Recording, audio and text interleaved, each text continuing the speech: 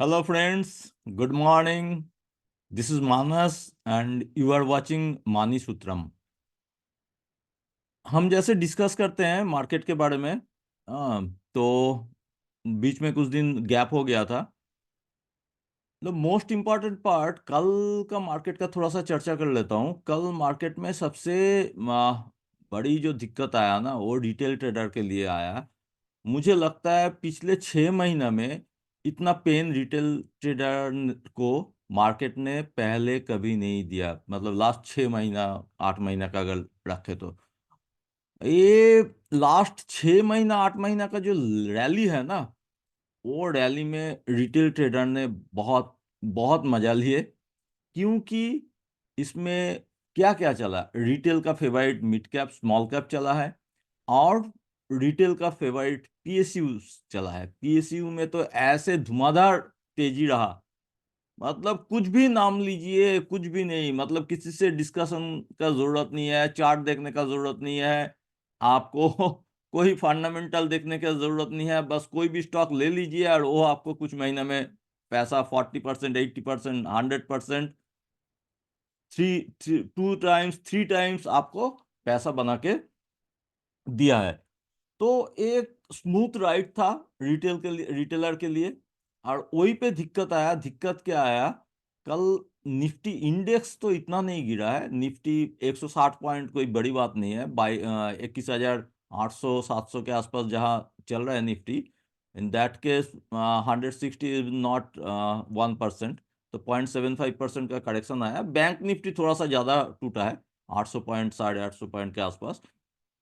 तो लेकिन लोगों का हालत इसलिए खराब किया क्योंकि ये आपका स्मॉल कैप, मिड कैप और पीएसयू पीएसयू स्टॉक बहुत पेन दिया। मतलब ऐसे ऐसे हुआ लास्ट 2 3 दिन में कुछ पीएसयू स्टॉक्स 30%, 25% गिरा है। अब रिटेलर का क्या हुआ ना, आदत लग गया था जो पैसा डालो पैसा कमाओ। तो जब ऐसे आदत लग जाता है तो थोड़ा सा यूफोरिया क्रिएट होता है। उसमें क्या करते हैं ना लोग, जनरली क्या करते हैं आजकल, वो एमटीएफ है, मार्जिन फंडिंग वाला जो ब्रोकर फैसिलिटी दे रहे हैं। तो उसमें एक तो अपना पैसा से खरीदा, ऊपर से मार्जिन फंडिंग में खरीदा। कुछ लोग क्या है ना, 4 टाइम्स 5 टाइम्स ब्रोकर जो एक्सपोजर देते हैं फॉर 4 डेज 5 डेज, तो उसमें भी खरीद लेते हैं। 4 दिन बाद काट देते हैं, उसके बाद 5th डे फिर उठा लेते हैं। तो ये जो लीवरेज हो गया ना, ये लीवरेज सबसे खतरनाक होता है मार्केट में। हर वक्त मैं बोलता हूं, जो अपना पैसे से ट्रेडिंग कीजिए, अपना पैसा से इन्वेस्ट कीजिए।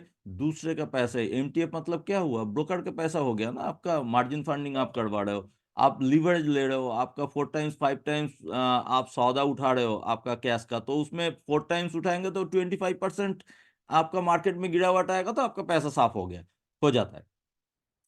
तो इस चीज को ध्यान रखिएगा। कल क्या हुआ, मतलब लास्ट 2 3 दिन में क्या हुआ, जब भी मार्केट में करेक्शन आया, प्रॉफिट बुकिंग आया, 10% 12% नीचे आने लगा, तो जितना लोग लीवरेज लेके पोजीशन लिए थे पीएसयूज में, उन लोगों का टेंशन हो गया।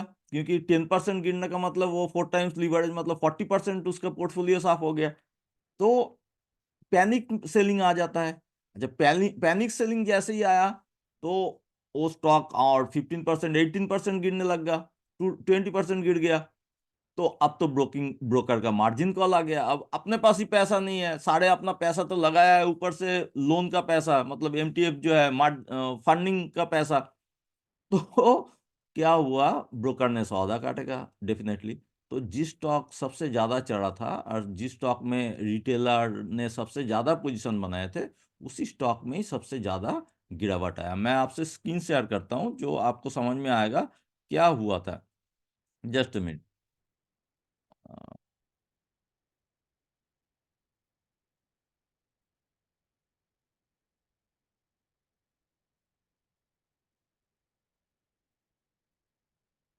ये मैं स्क्रीन में आ गया।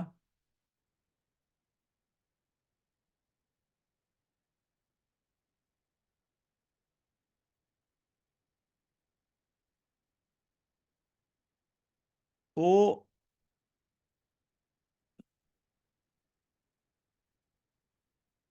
हाँ,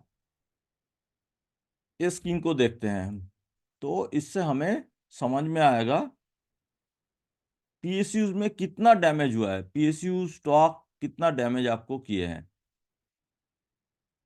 ये देखिए, दिस इज हाई, मतलब हाई कब हुआ है, फिफ्थ को हाई बनाया था सारे पीएसयू स्टॉक्स, फिफ्थ। अच्छा, मतलब लास्ट वीक में।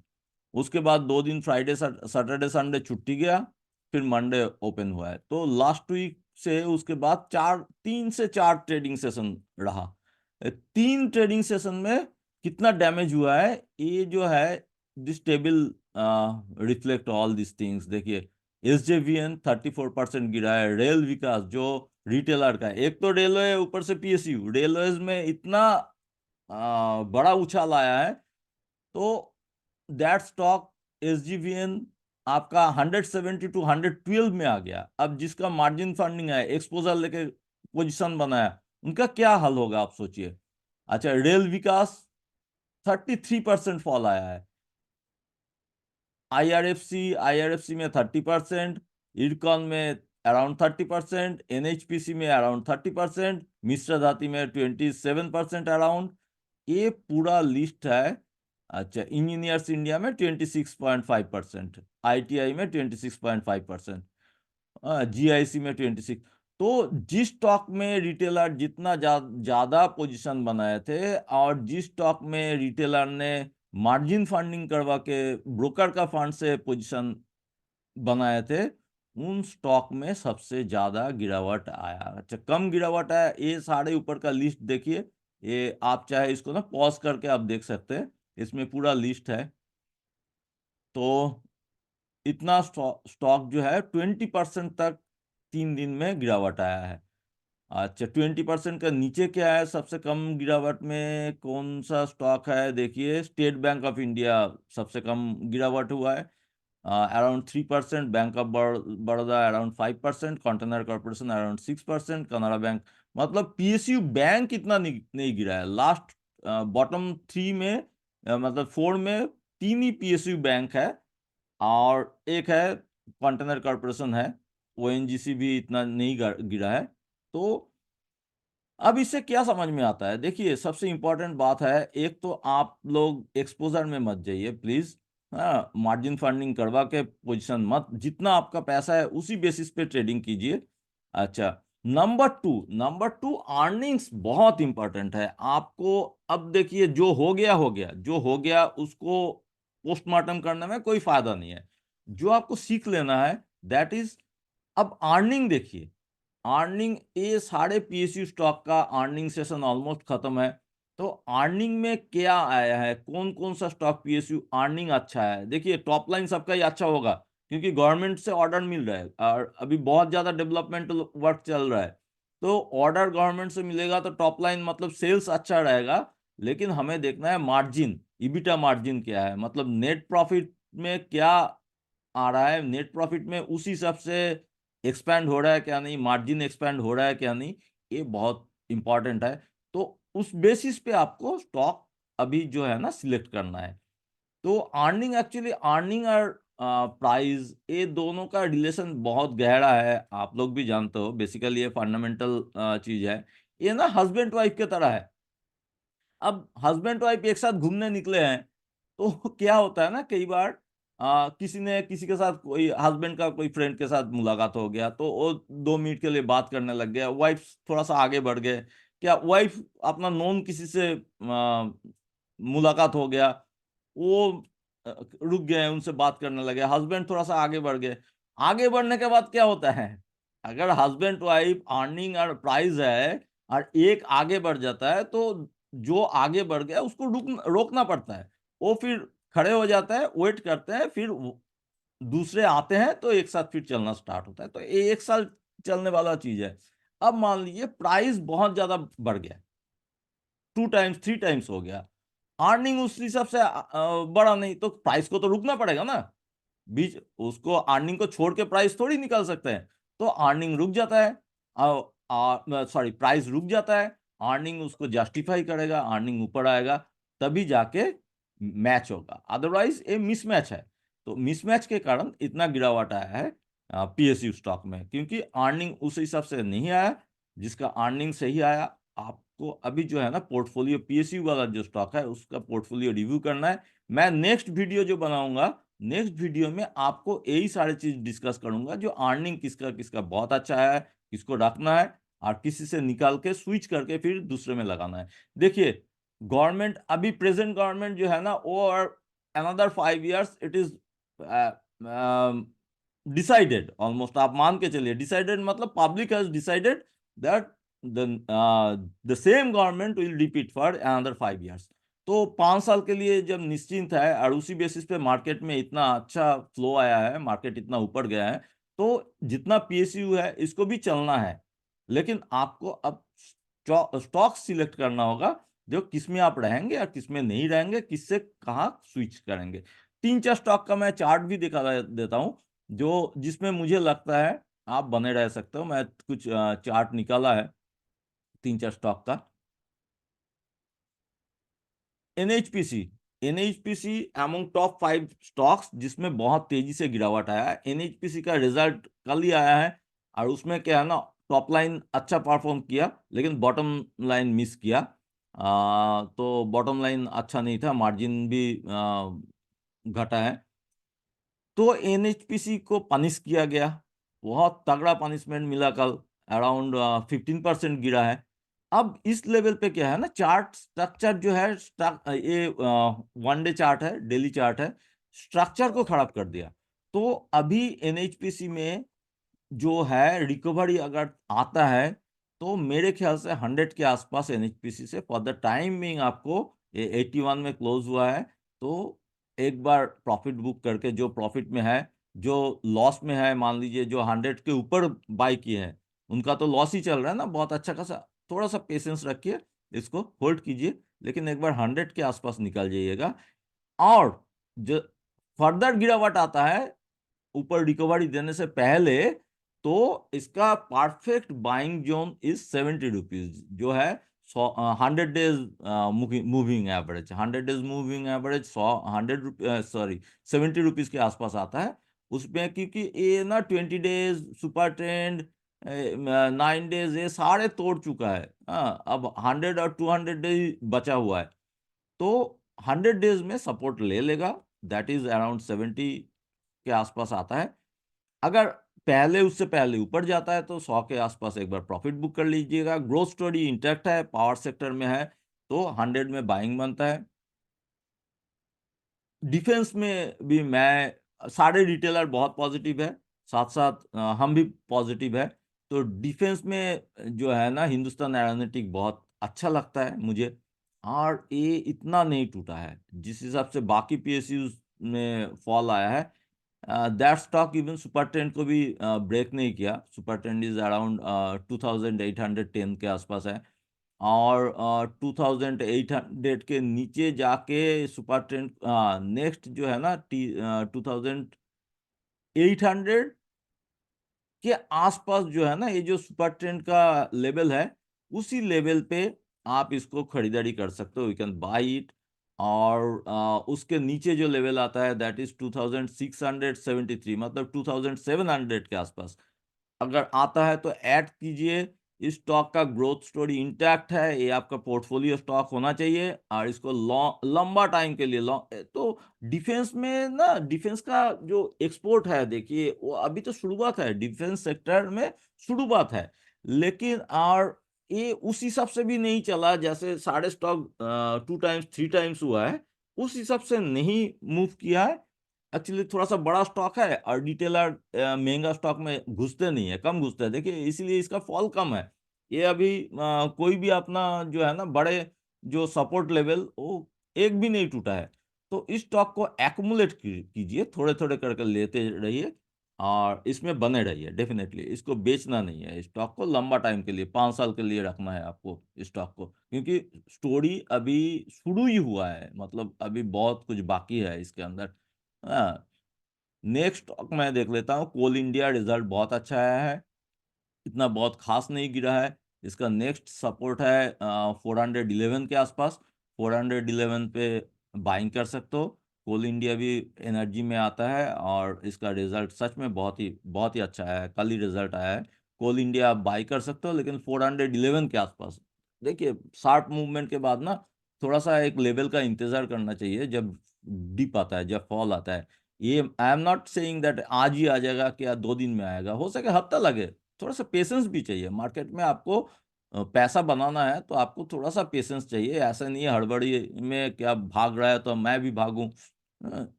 This is not a good thing to do. Container corporation बिल्कुल बहुत अच्छा कंपनी है। 913 के आसपास चल रहा है ये। आप आराम से 900, नेक्स्ट लेवल जो आता है ना, दैट इज 900 से थोड़ा सा नीचे 888 के आसपास आता है। तो in that level you can buy it. 888 level is 20 day moving average.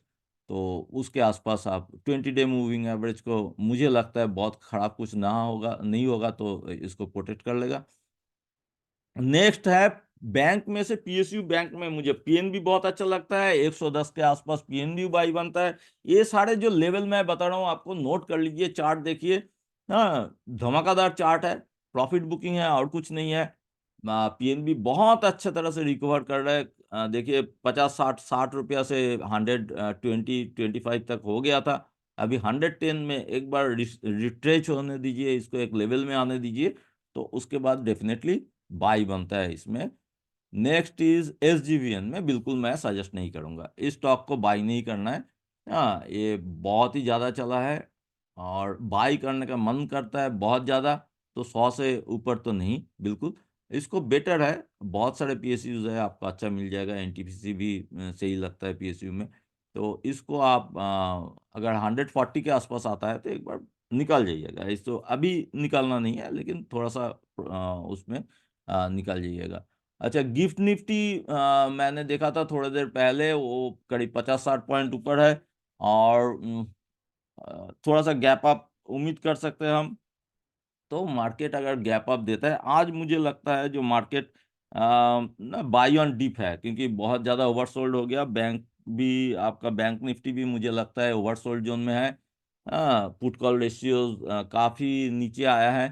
तो आज एक पुल बैक हो सकता है मार्केट में, मैं उम्मीद कर रहा हूँ। तो मार्केट थोड़ा सा, एक्चुअली मार्केट का अभी का जो है ना, मार्केट इस for this week, Nifty, I am expecting that 22,000 strong resistance and 21,500 strong support zone. So that 500 points, 21,500 to 22,000, इस लेवल के अंदर ही रहना चाहिए। और आज के लिए स्पेसिफिकली बोलूं तो एक 21,550 600 के आसपास, 550 उससे नीचे नहीं जाना चाहिए। उसी लेवल पे आप बाई कर सकते हो। बैंक निफ्टी कभी भी सुबह ओपन होने के बाद, आप अगर फ्लैट भी मिल जाए ना आपको, थोड़ा सा ऊपर से नीचे आए, तो फ्लैट भी रहे तो आप बैंक निफ्टी में ज़रूर पोजीशन बना सकते हो। मुझे लगता है आज निफ्टी एटलीस्ट 100 पॉइंट ऊपर जाना चाहिए, क्योंकि शॉर्ट कवरिंग एक आना चाहिए। बैंक निफ्टी में 300 400 पॉइंट का मूव आना चाहिए। Is my personal view. इसमें कोई भी रिकमेंडेशन नहीं है। जस्ट मैं अपना व्यू आपका नॉलेज के लिए, आपका एजुकेशन के लिए शेयर कर रहा हूँ। अच्छा, मैं कुछ ना डेटा जो हमने निकालते हैं, डेरिवेटिव डेटा, वो थोड़ा सा आपको बोल देता हूँ। डेरिवेटिव डेटा कल, अच्छा कैश मार्केट पहले बोल देता हूँ। कैश में एफआईआई ने भी थोड़ा सा लेकिन बाई किया है। डीआईआई ने अच्छा खासा बाई किया है, 1700 करोड़ का बाइंग है। अच्छा, और एफआईआई फ्यूचर में हल्का सा सेल किए हैं। इंडेक्स फ्यूचर बेचा है थोड़ा सा, 2400 कॉन्ट्रैक्ट्स, 1 लाख कॉन्ट्रैक्ट कॉल बेचा है। तो थोड़ा सा डेरिवेटिव में थोड़ा सा बियरिश है एफआईआई। प्रो ने भी बियरिश है। अच्छा खासा 3.5 लाख का कॉन्ट्रैक्ट कॉल बेचा है प्रो ने। लेकिन रिटेल क्लाइंट ने बहुत तगड़ा इंडेक्स कॉल खरीदे हैं, थोड़ा सा फ्यूचर भी बाई किए हैं। 4.5 लाख से ऊपर, 4,65,000 कॉन्ट्रैक्ट कॉल बाई किए हैं इंडेक्स में। पुट बेचा है 75,000 कॉन्ट्रैक्ट। तो रिटेल ने काफ़ी कल का मौके में गिरावट में इन्होंने लोअर लेवल पे बाई किए हैं। और मुझे लगता है अभी रिटेलर का ही चल रहा है, जो है ना, दबदबा चल रहा है। रिटेलर देखिए, याद रखिएगा, दो चीज इसमें बोल देता हूं मैं। एफआईआई सेलिंग होता है तो आपका लार्ज कैप में फॉल आता है generally. Blue chip large cap में फॉल आता है, और वो आता है 2 ढाई बजे के बाद। सेकंड हाफ में तगड़ा सेलिंग आता है, फॉल आता है, एफआईआई अगर बेचे तो। और रिटेलर का तो सुबह से बाय सेलिंग शुरू हो जाता है, तो अगर सुबह का फॉल आता है तो आपको समझना होगा, और mid cap large small cap में अगर फॉल आता है तो वो रिटेलर का सेलिंग है। तो अभी रिटेलर हावी है मार्केट पे, तो उन्होंने ही मार्केट को ऊपर ले जा रहा है, उन्होंने ही गिरा रहा है। थोड़ा सा एफआईआई से हावी हो गया, क्या प्रोडक्ट से हावी हो गया रिटेलर, तो रिटेलर ने इतना कॉल खरीदा है, तो मुझे लगता नहीं है और तो शॉर्ट कवरिंग आएगा मार्केट के अंदर। तो आज मार्केट सही रहेगा, लेकिन मैं स्टॉक स्पेसिफिक जो डिस्कस किया उसको ध्यान में रखिएगा, और ये जो चार्ट शेयर किया हूँ चार्ट को देखिएगा, उससे आपको बहुत कुछ सीखने को मिलेगा। आज के लिए इतना, बाद में मैं रिजल्ट के ऊपर एक वीडियो बनाऊंगा। ओके बाय, जय हिंद।